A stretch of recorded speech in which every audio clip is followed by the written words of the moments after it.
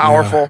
He's so vicious. Like his one-punch power at 135 is like nobody else's in the division. Like the way he starches people is crazy. Yeah, exactly. He gets so much torque and power into his punches, and he's so fast that he covers ground and his uppercuts, they're just devastating. So I think I can stop him. I'm much quicker than him. He's much stronger, much bigger, but we just gotta wait and see until we get in there and touch the waters. Joe Rogan's first impression, Joe.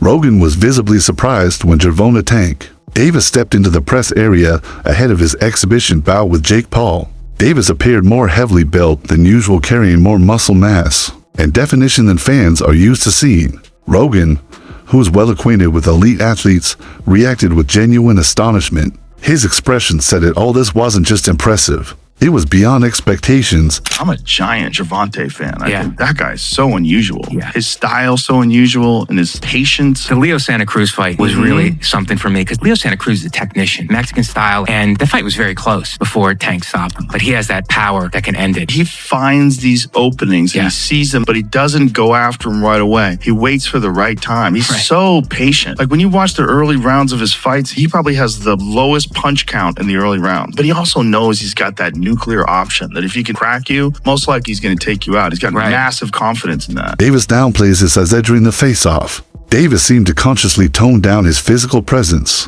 Rather than striking aggressive poses or showing off his physique, he stood calmly, often using his arms to shield parts of his body or subtly angling himself to hide his full build. Despite these efforts, the transformation was still obvious. Joe Rogan added that Jake Paul's approach to these fights leans more toward entertainment than genuine competition. According to him, these events are designed to create buzz, attract casual fans, and dominate headlines more about showmanship than pure sport. That was Jake Paul promoting it.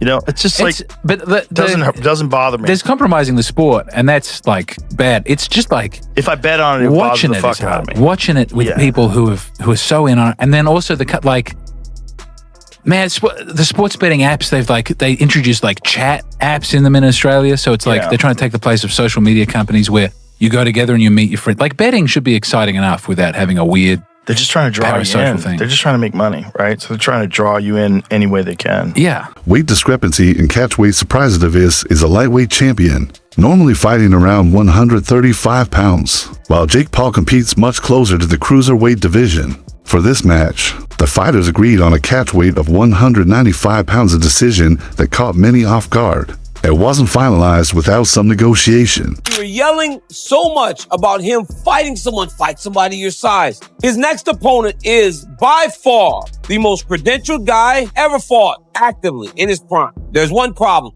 He fights at 135 pounds. He fights at 135 pounds. Non-standard rule is given a clear size mismatch. The rules for this exhibition bout have been adjusted. Both fighters will wear 12-ounce gloves, which are heavier than the standard gloves Davis usually uses in his weight class. This change alters not just the impact of punches, but also the rhythm and strategy of the fight. The Jake Paul versus Tank fight is getting really weird.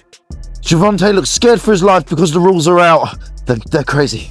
Oh, so everyone thought that the fight was at 190. Instead it's at 195, and this weight difference is scaring the life out of little Tank. Over 10 3-minute rounds. The next dispute comes with the gloves. Little Tank is used to fighting in 8-ounce gloves. Baby glove. This fight will be in 12. Hands might be too small. Also, Tank just fought in a 12 3-minute round fight against Roach. Yes. And now he's fighting in 10 3-minute rounds, which isn't too bad. Well done, Jake. Exhibition though, can he win? Yes, he can actually win. It will be overlooked by 3 sanctioned judges. So he can actually still win and knock him out. But here's the trick. It's body punches only. And there's a reason. That's because Tank said, look, this is a bit unfair. I don't want to punch up. I want to punch at my head height. Where does it fall? At Jake Paul's belly. Oof. So apparently we've heard there's no knockdown rules, but aside from that, it's a pretty well-rounded fight. Oh yeah, and there's some drug testing involved. But Jake Paul for the win. Calvin Ford's Constance Calvin Ford, Davis's trainer, has voiced concerns about the glove size. While heavier gloves may reduce some of the damage, they also significantly affect how punches land and how defensive maneuvers are executed, something Davis isn't used to. My only concern is, the gloves. You understand what I'm saying? Because we don't fight in 12-ounce gloves. We don't use 12-ounce gloves. That's training gloves. You know what I'm saying? I'm like, that's 2 pounds away from Jake. He fights in 10s. Tank fighting 8s. So he losing 4 ounces. So my thing is, I said, they said, put Tank in 8s, put him in 10s. That makes the fight more interesting. You know what I'm saying? And we'll go from there because I understand. And I brought that question up to one of his handlers. They was, no, we don't want to do no mixed match. It's supposed to be expedition. What, you know, now y'all want the wins and the loss. You know what I'm saying? All these prescriptions, but you want to be great. Being great is really pushing the envelope. You know what I'm saying? You know, Tank don't really care, you know? So when I brought this up, he said, dang, facts. You know what I'm saying? So again, you know, he can weigh the 10s and we weigh the 8s. Then we got to fight. Teddy Atlas on Size Mismatch Renowned boxing analyst Teddy Atlas reacted strongly to the face-off, noting the dramatic size gap between Jake Paul and Davis. He joked that Davis might need a ladder just to reach Jake's chin, while he acknowledged that skill and style differences are part of the sport. Atlas emphasized that the sheer physical disparity here is hard to Right? They should also have like the size of the ring, the size of the glove, all that stuff. Particulars should be in the contract, but I would probably look for one thing that is not the common thing to have in a contract if I'm Tank. A ladder. A ladder. Can I get a ladder? Somebody? You know what I mean? Hey, look, if he hits him on the chin the way he can punch,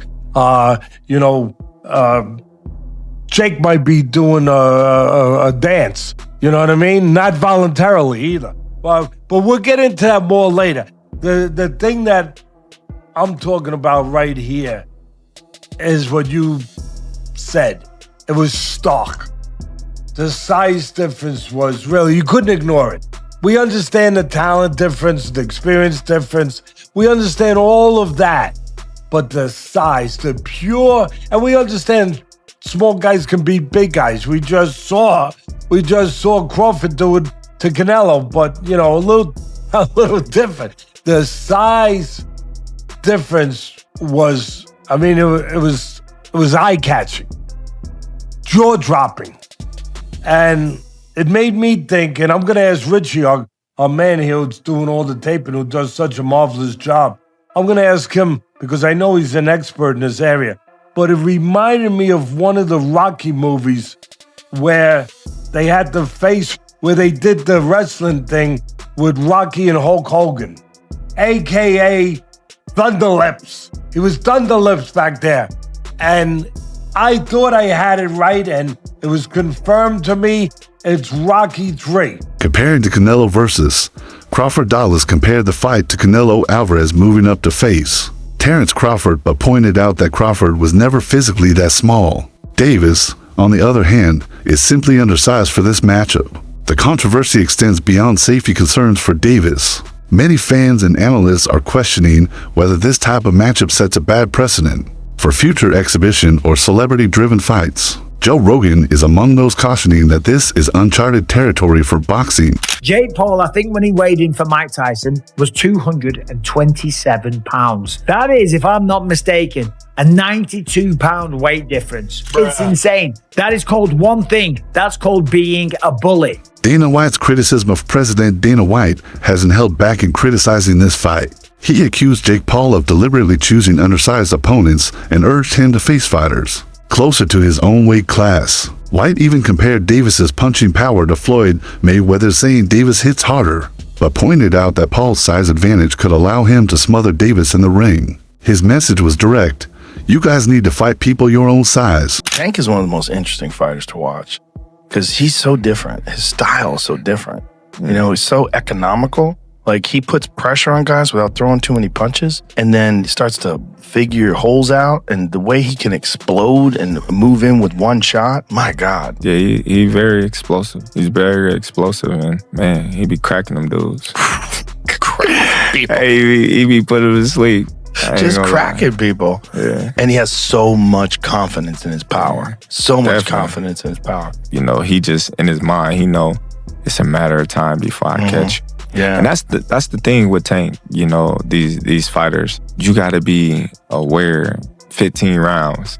I know you're going 12, but you got to think you're going 3 more, because one slip, one mistake and it's over. Yeah. You know, so hats off to Tank. You know, he's a great, talented fighter. But again, he haven't faced the top elite fighters in his division. Right. You know, so we want to see Tank against, you know, somebody his size, you know, at the elite level. Yeah. And I believe he'll do good because, you know, he got the skills, the power, he got the ring IQ to do good, but we haven't seen that yet. Yeah, he's also wild. He's a wild fella, so he's fun to watch. You know, he's just a crazy dude, you know? Yeah. Coming from Baltimore, man, I think that's just his upbringing as well. Yes, for sure. He's just so unique in his approach. Like, you know, he doesn't fight like anybody else. Yeah. Joe Rogan's respect for Davis despite concerns about the matchup. Joe Rogan continues to express deep respect for Gervonta Davis. After Davis knocked out Rolando Romero, Rogan called him a rising superstar with devastating power and highlight reel talent. Following Davis's win over Ryan Garcia, Rogan noted how intimidating Davis can be even with a quiet demeanor, saying he may start slow, but the threat he carries is always present. Like that Ryan Garcia one, where Gervonta Davis caught him with that left hook to the body. People were saying that he quit. He never been hit in the liver. Oscar De La Hoya quit the same way with Bernard Hopkins. With the same thing. Same body shot. Same left body hook to shot. the body. And he tried to come, and he tried to take a step out that corner and not the front of his foot even moved. He just went down. He was like, man, this is it. And if you get kicked to the body, oh my God.